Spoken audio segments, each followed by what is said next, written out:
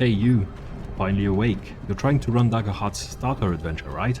Walk straight into that railroaded ambush, same as us and that guy over there. Hello. Well, let's step off the cart.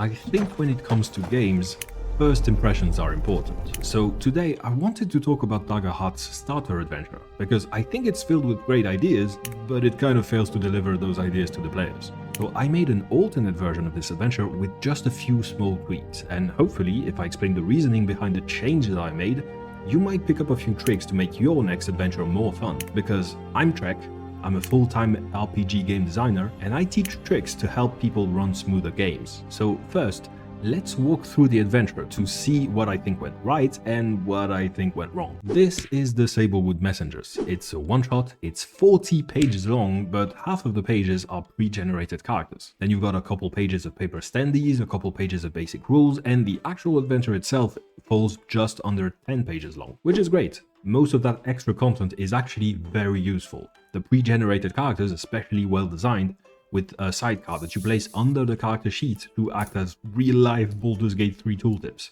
In terms of UX, or user experience, Daggerheart absolutely blows away most other games I've played. The only thing I would skip are these 4 pages, unless you really think you need them. This section has got 2 entire pages of boxed text explaining the game's basic rules, which are already explained on the player's character sheets, as well as during the actual adventure in a more diegetic, natural way. By which I mean, there is one encounter that is all about teaching your players how to make rolls, and if you've already got that, which I think is great because it's way more engaging than just telling your players about the rules, I don't really see the point in inflicting a 10-minute long monologue on your players. But let's talk about what's in those 10 or so pages. The adventure is essentially a very typical 5-room dungeon, which is a pretty foolproof formula for writing one-shot adventures where the focus is to ensure your players get a good variety in the types of encounters you get. A fight at the entrance, a puzzle, a setback, a big final fight, and then some sort of satisfying epilogue. In this case, it's not set in an actual dungeon.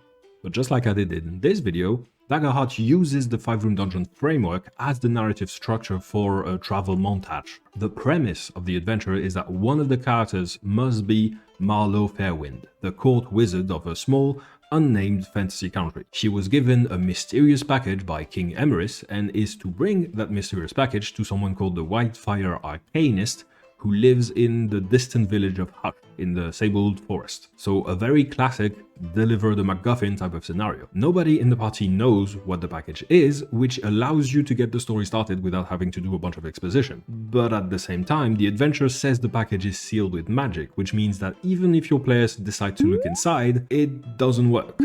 They cannot open it to learn what it is. And that's where I have my first gripe. As a GM, if my players are showing curiosity, I want to reward that and maybe even encourage it. And yeah, sure, it's a pretty common trade-off you often have to make with one-shots. You make the adventure a bit more railroady than you normally would, but in exchange you get to tell a complete story within just a couple hours. But if I shut down my players' curiosity the first time they try it, they're likely to never try again. So to me, especially in a starter adventure, that trade-off is not one worth making. We have to figure out a way to have our cake and eat it too.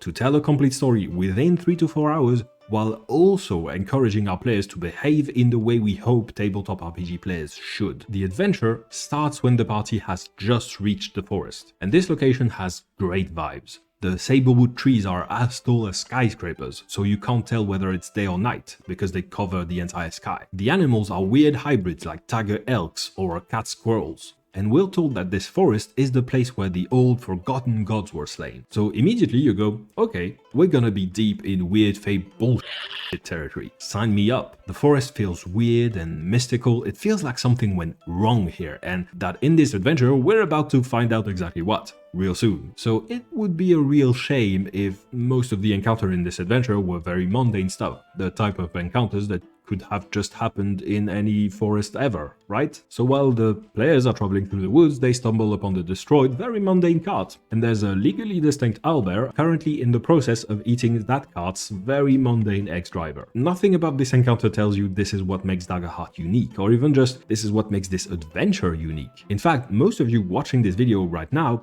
probably have run a random encounter just like this one in D&D before. This is an okay encounter, there's nothing fundamentally wrong with it, but it does not spark joy, and you know what we do with things that do not spark joy. The moment one of the characters even just moves in the direction of the wolf, they have to roll presence to see how this Strixwolf, as it's called, reacts. So this scene is where you teach your players how rolls work, that I was talking about earlier. But that's not really how rolls work, right? Because normally a player asks to do something and you pick a type of roll that matches what that players are trying to do, and we use that to determine what happens next. Here, we're skipping the first two steps. It doesn't matter what the player is trying to do, it doesn't matter what the character is good at, they roll presence to intimidate the wolf. So as a tutorial, I think this encounter also kind of fails to teach players how rolls work. If the players fail to accidentally intimidate the legally distinct owlbear, they fight it.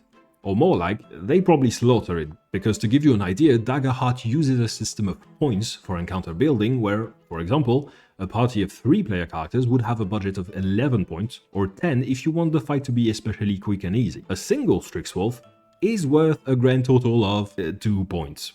So this is not exactly going to be a challenge. The thing is probably not going to get to attack even once before it croaks. After the players deal with that, one way or another, they might want to inspect the cart.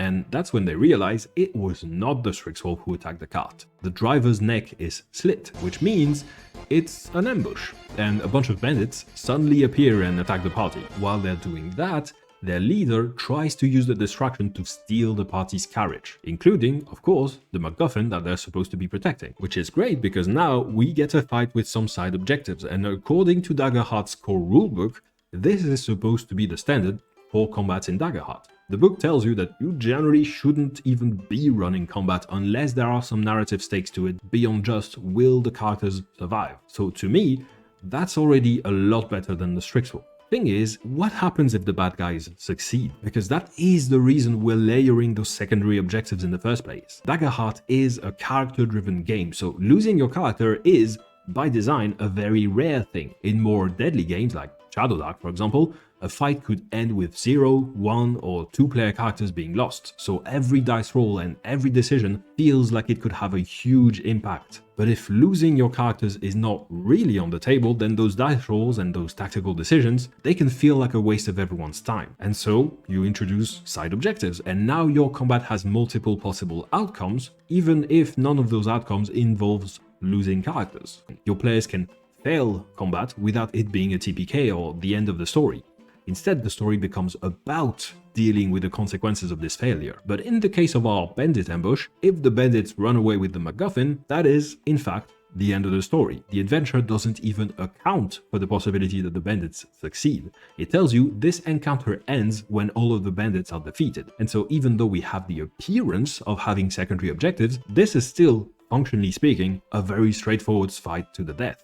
Daggerheart needs side objectives, but it needs the kind of side objectives that you can fail. So, assuming the players succeed, we then reach Heart, the hidden village completely isolated in the middle of these mystical woods, clearly a community that doesn't want anything to do with the rest of civilization. Otherwise, they probably wouldn't bother living out here in these dangerous woods, right? And apparently, every single person who lives here is extremely hospitable and warm and kind, and they're smiling all the time and they smell good, and they don't even have an inn because they'd rather just welcome complete strangers in their own homes instead. Maybe because of that, I have found a bunch of testimonies online about GMs who have run this adventure and whose players immediately assumed the villagers were creepy midsummer-style cultists, which honestly sounds way more fun to me than them being actually nice and welcoming, because at the end of the day, stories are born from conflict. And that means if you don't have a conflict, then you don't really have a story either. Here we have an entire encounter that is about asking these people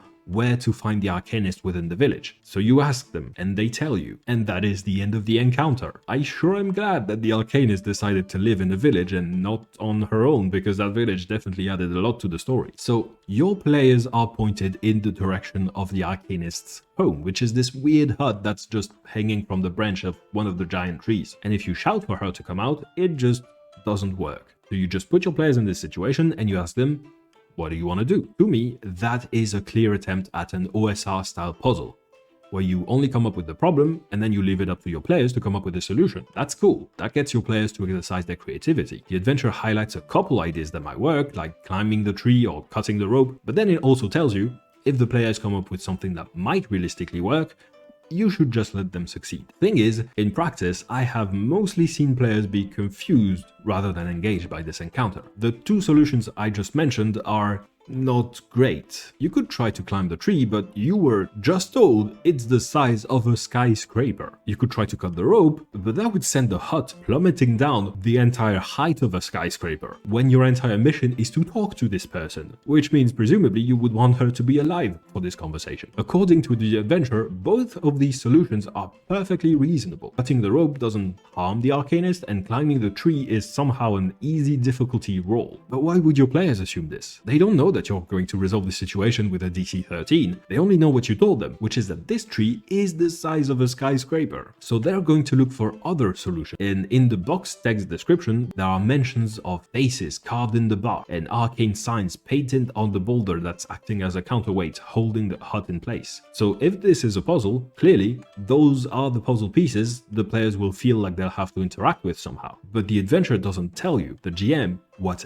any of these do. It seems they're just here for mood and decoration. So if and when the players ask some variation of how can I use these, most GMs running this adventure are probably going to answer with some variation of you can't. So once again, we have a situation where the players are likely to want to be curious, and the adventure immediately ignores and shuts down their attempt at curiosity instead of rewarding it. But eventually, one way or another, your players finally get to meet the Whitefire Arcanist, a 7-foot-tall insectoid fairy looking thing. Cool. Give me all of the weird fae vibes. I will always be here for the weird fae vibes. She opens the king's package and we finally get to learn what it is the party has been transporting all along, when the Arcanist says, of course the king would want you to keep this delivery secret. If anybody knew your city was no longer magically warded by this magical ward, you would be conquered before sunrise. This is a really cool concept. It introduces a ton of tension and urgency for all of 3 seconds. And then you realize this massive problem that was just introduced was only introduced once you started talking to its solution. So now you drop the hardest line in this entire adventure, expecting it to be this huge plot twist. But there's no plot to be twisted because you kept the plot secret from your players this entire time. So the Arcanist sets up a ritual to recharge the ward so that it can continue to protect your city and all of your loved ones that you didn't know were at stake this entire time. You get a tutorial for how to take short rests, and then it's a nice little boss fight to end the adventure. Because by performing the ritual, the Arcanist is attracting creatures from the forest, so she needs you to protect her until a countdown reaches 0. This is technically also a life or death fight,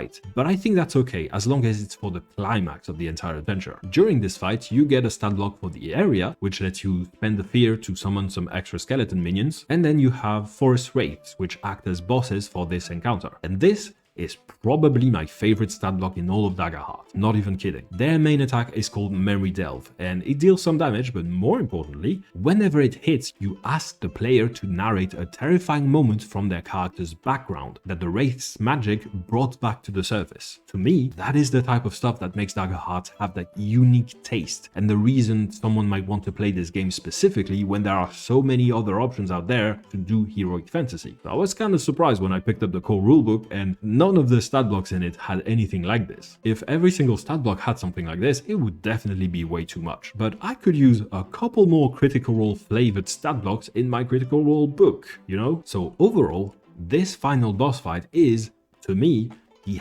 highlight of this adventure, and in a good way. I would just want the previous 4 encounters to better build up to it, and I would be a very happy GM. And just so it's very clear, I like this adventure overall. I can't fix something without telling you why I think it's broken, but I also don't bother fixing things I wouldn't want to use in the first place. There are a lot of games and a lot of adventures that I don't make videos about. So if I decided to make this video and make it 35 minutes long, it's because I think with just a couple small changes, you can get this adventure from a 6 out of 10 all the way to a 10 out of 10. So let's do just that. I'm now going to show you how I would tweak this adventure to bring the best out of it. And just to keep things interesting, I ran my version of this adventure for a group of tabletop RPG YouTubers, and I will ask them what they thought about it. Now, this does mean this video ended up becoming the length of 2 of my usual videos combined. In fact, just editing it took me over a week. But that's kind of what I do here. I try to make the best videos I can, no matter how much work or how much time that takes. So on a related note,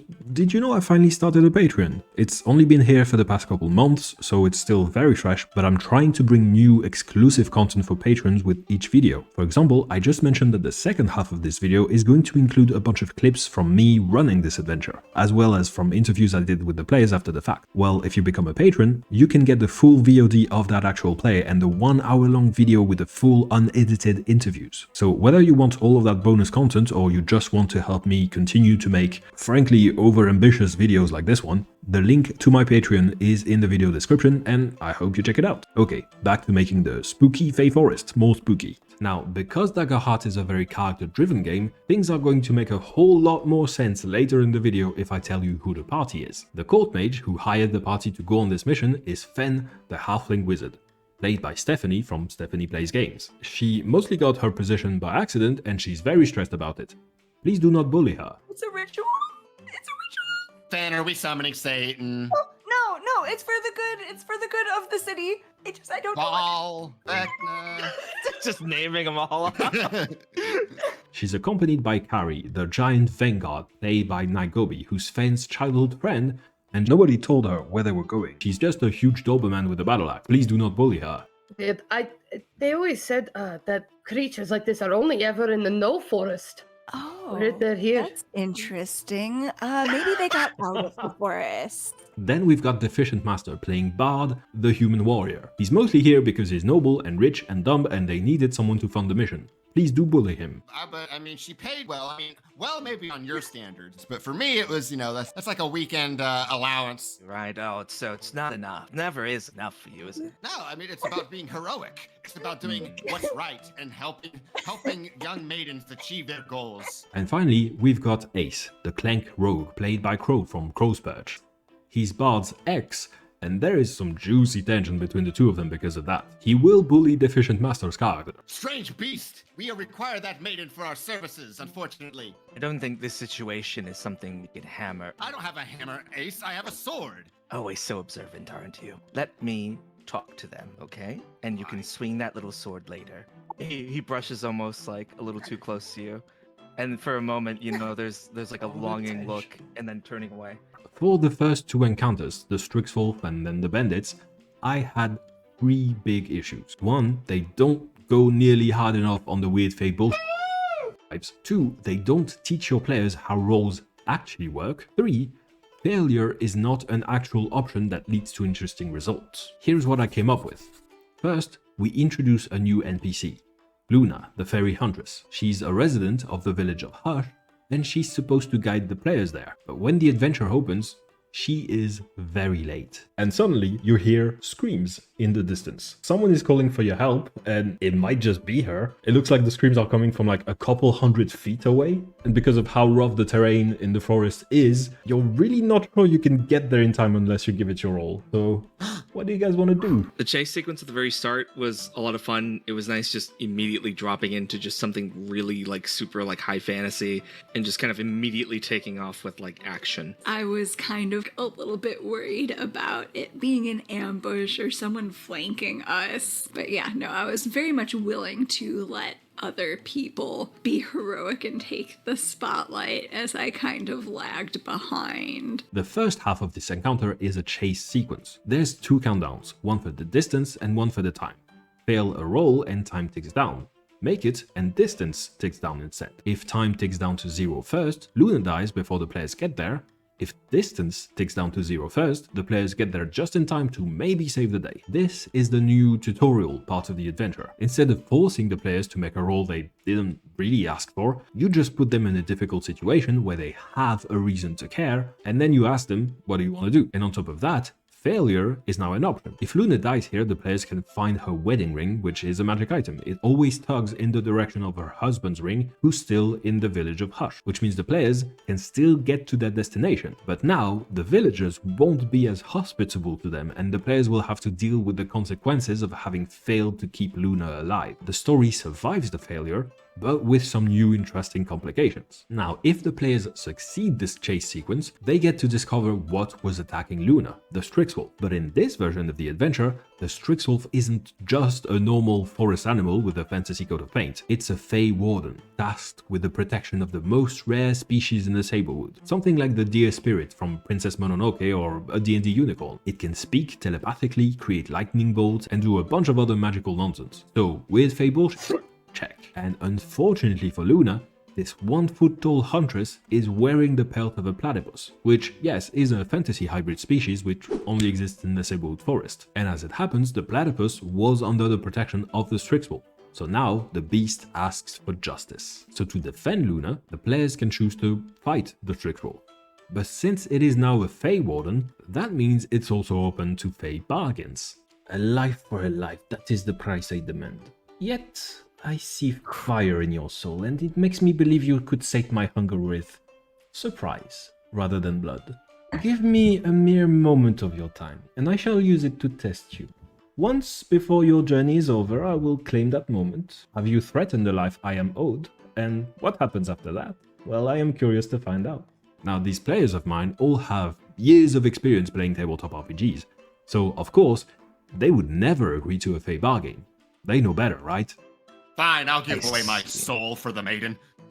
We've only got 4 hours. I've got to progress the story one way or the other. For now, leave us. Sounds Then fair. claim that surprise at a later time. And he holds his hand out, All right. like to shake his hand. To shake its talons. Well, it doesn't really have a hand to shake with, but what it does is like you see him darken and suddenly like it leaps into your shadow. And sometimes you look at your Are they, shadow, like- it kind of moves in a slightly different way than you. So I guess this is the first takeaway here.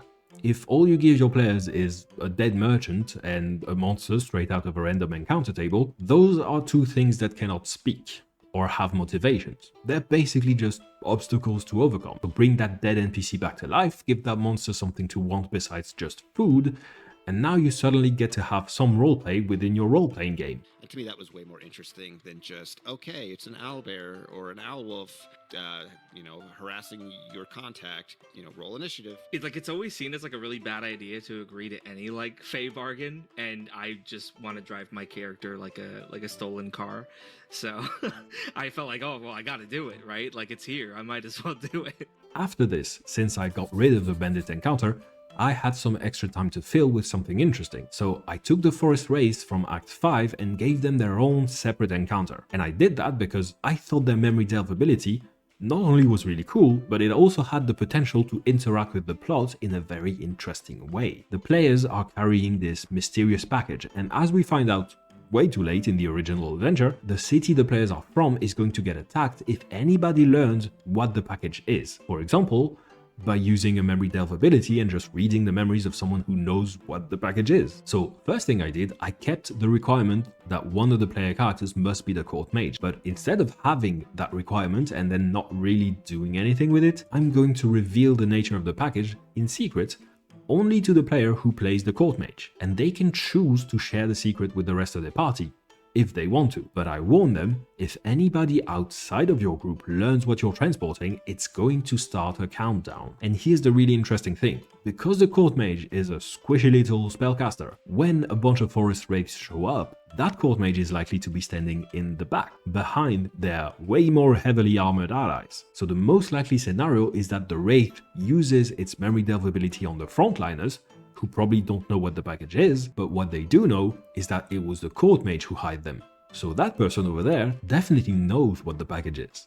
So when they do that, the wraiths then turn their attention towards the court mage, who now understands exactly what's at stake if they get their brain poked. You see a bunch of terrifying moments from your own childhood, if you want to narrate what that looks like. But at the end of this vision, you see a very recent memory, which is when Fen hired you to do this. and you're pretty sure this ghost thingy has seen everything you've just seen, which means it now knows, she probably knows what the package is, Oh. and so it instantly turns in her direction. Oh no. Oh no. When the Scar Shades during the fight, when they started coming after me instead, was super nervous. It definitely made me feel like I needed to be very strategic. So yeah, no, I was really, really nervous about that fight. Like, I didn't fully know what was going on. I was like, are these guys good? Maybe we just do give them our memories. Here, take our memories. Take our stuff. Do you want a soul? You made them sound almost like they were angels, and then all of a sudden they weren't. And I was stressed. This was like not a bad stress. I thought I was gonna die. We knew that this forest was super haunted, but one of the Scar Shades extracted information out of my mind. That's when I knew it was one of those things that we could not let one of them touch Stephanie's character. So I was doing everything in my power to keep that from happening. And just like that, we have a second combat that also has a side objective that ties into the overall plot of the adventure, but it's also a fight where we're okay if the players fail. Because if the Wraiths learn what the package is, they don't steal it, they just leave so they can attack the city, which means the players can still bring the Wardstone to the Arcanist and finish their mission, but now there is a sense of urgency. Mechanically, that is represented by a counter which starts at 15 and will increase depending on the player's decisions later in the adventure. For example, if the players do agree to take a short rest later, then the counter takes up by 2. And because if the counter is running, the players might want to rush to their destination, I added a second new encounter, a shortcut through the forest that's way more dangerous but also way faster. Now, there's an important concept here that's going to decide what kind of encounter I can use for this shortcut. This is called the Fiction Curve. It's a pacing model designed for stories which involve a lot of action. And what it describes is that,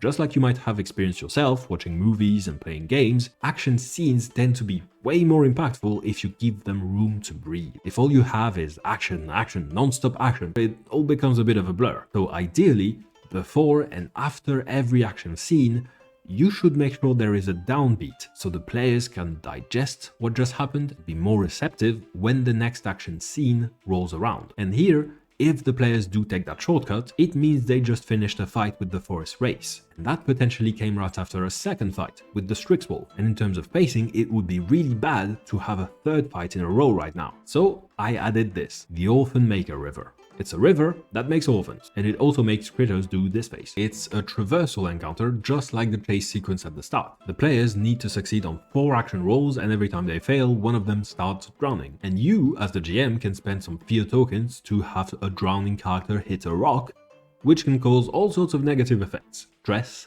damage, and then some more funky ones, like forcing a player to vault one of their domain cards, or having one of the items they're holding sink to the bottom of the river.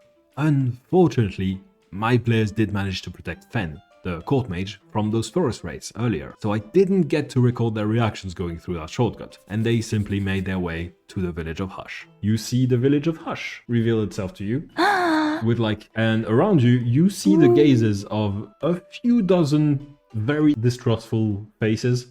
They clearly don't like outsiders here. People are looking weird at us right now. Oh, they're not being subtle. One of them is like spitting on the ground as they see you walk by. Whoa. We're just looking for the library, ma'am. Like I said earlier, the main issue with the village of Hush in the original adventure was that it was just too nice. So I just made the people much more inhospitable to outsiders. They're not necessarily bad people, they're just afraid that the location of their village might get leaked, which would put them all at risk. If Luna is still with the party, we can skip this part, but if she's dead, then the players will have to find someone actually willing to talk to them. And that means if the counter is running at this moment, it's going to increase. But one of my players had a plan. When we arrive into the town, I actually have a class feature for this. So I'm well connected. When I arrive in a prominent town or environment, I know somebody who calls this place home. Give them a name, note how you think they could be useful, and choose one fact from the following list. I think I know someone who can help. Listen, I'm just saying, ex-lover feels like that would be for better plot points, considering the tension that we are currently experiencing. Oh, are they metallic like you? No. She's more fungal. You know I can't compete with women.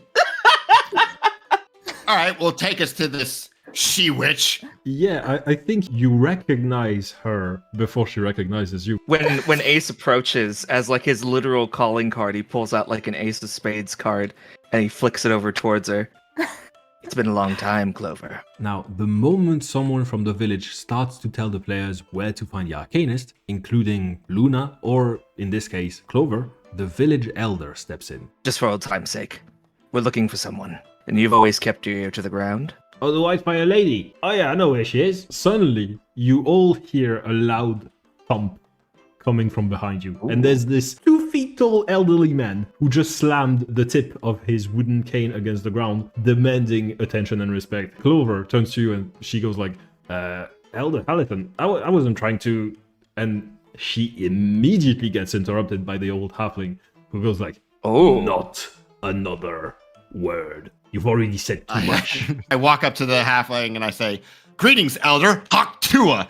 Oh, I had a bad vibe off of Elder Halthan the moment we walked into him. I didn't feel ill will towards him or anything, though, because if a group like us showed up in my town, I also wouldn't want them there necessarily.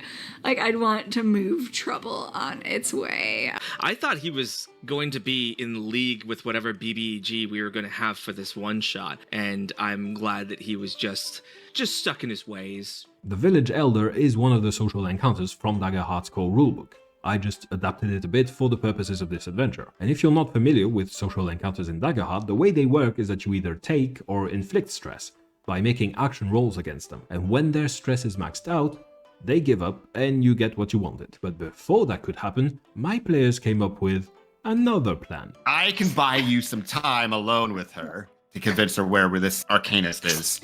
I'm going to pull out all of this money that Trek Heroes told me I get to have at the beginning and be like, oops, I spilled all of my weekend savings all over the ground here. Oh dear, I hope no one takes it. Jingle, jingle, jangle. He walks over towards Clover. The white fire lady. Please, where is she supposed to be? You walk towards Clover, and then you start to feel weird, like your body is not responding to your movements. Oh, No, oh, I forgot. uh-oh. And Forgot you to crank. feel your hand grab the handle of your dagger and just, while you're smiling at her, just plunge the dagger into her belly. Suddenly your Oh, shadow no. feels lighter. No! Consequences of their actions. Oh, I was absolutely terrified. I knew immediately that this was the drawback that had happened from that Fae pact that I made. I was super nervous. I thought that was game over since Elder Halthan already wasn't super into us as a collective. I don't know. In the moment, Crow was like, yeah, let me just come up with this completely random character that I know here. And you were like, perfect, I'm going to kill them. And I really like that. I really appreciated that. That's right, if the players made the Fae bargain earlier in the adventure and gave the Strixolf a moment of their time, the village is usually the perfect place to claim that moment. Tensions will already be sky high with the village elder questioning every word that comes out of the player's mouth, so when one of them gets stabby, things can turn from very bad to very worse. So my players spend the next half an hour scrambling to hide the body and perform emergency surgery, with limited success. This is one of those things as a warrior where you look at your character sheet, you look at your abilities, and everything looks like a different version of a hammer for me. I was trying as hard as I could to at least get myself to get out of this, right? Like to separate us from the group and let them take the fall. Luckily, while that was happening, the other half of the group was still with the elder, who finally maxed out his stress. She's visibly crying right now. She's like, I didn't want to be here, but my friend asked me for help. I came here to help my friend. And he sees you cry your heart out, and he's like, I get you. It's like, I've been trying to protect this village. It's been so stressful.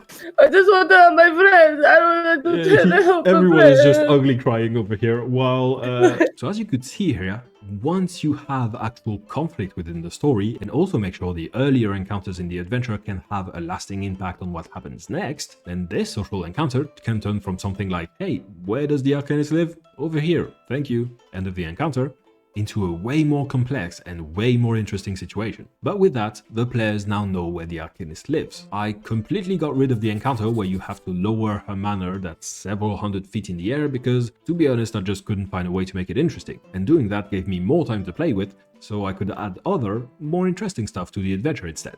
More on that in just a couple minutes. So that brings us to meeting the Arcanist and performing the ritual. And because this was my favorite part of the original adventure, I didn't make a whole lot of changes to it, but every change I had already made to the earlier encounters served to make this final scene that was already good into something that's hopefully even better. For example, when I ran this, Stephanie, who was playing the court mage, did not reveal what the package was to the rest of the party, but because she knew, and everybody else knew that she knew, the question of what are we even transporting was now on everyone's minds. So there was still this big reveal when the party finally met the Arcanist, who explained what the package was, but now it was a punchline that had an actual setup. Once the ritual is complete, in the original version of this module, that's the end of the adventure. And if the players liked their experience with Daggerheart in this quickstart thingy, they can stay in the Sablewood and have more adventures in the forest. But we've just spent probably somewhere between 3 to 4 hours at this point carrying the wardstone of a fantasy kingdom that all of the player characters are from, and all of the changes I've made to this adventure are all pointed in the direction of making the players care about this kingdom and all of the loved ones they've left behind who were at risk if their mission failed. So I decided, let's add one last scene to this adventure. Ben, you did it! You saved the city!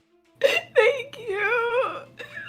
I mean, We have to you get almost back. saved the city. Here's the thing though. Doing this ritual, it definitely told everyone in the forest about the fact that you have the stone right now. So you might want to hurry back home. Yeah, Well- that's when Fen just starts like sprinting after that.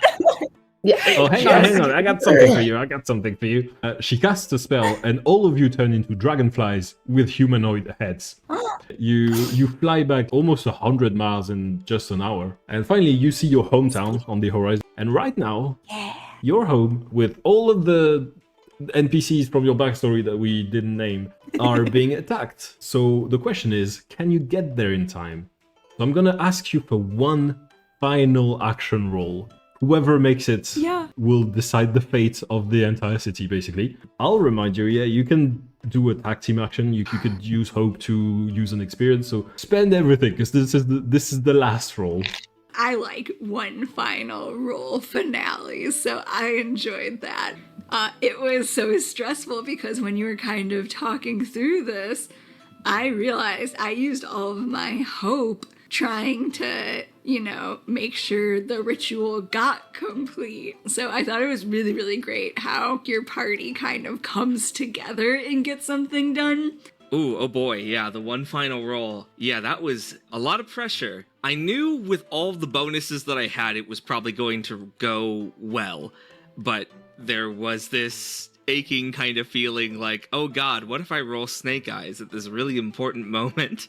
Now, I'm glad it didn't happen, but it went through my mind. If the counter was running because of the forest wraiths earlier, we use its current value as the target number for this final roll, which means the more time the players have wasted since then, the harder it will be to save the city. Otherwise, if the counter is not running, it just defaults to a difficulty of 15. And depending on the result, failure with fear, failure with hope, success with fear, success with hope, critical success, we have 5 possible endings for the adventure, and each of them are still designed to potentially lead to a full campaign later. For example, on a success with fear, the players manage to save all of their backstory NPC, but there's one rival NPC who hates the player's guts for some reason, who is hailed as a hero for having personally protected the king during the siege. So this rival NPC grows in power, and if you turn this one shot into a full campaign, your players are going to have to deal with the consequences of that. Overall, the one-shot is still very much a tutorial, still very much a linear 5-room dungeon structure, but now instead of having 5 encounters that don't really interact with one another,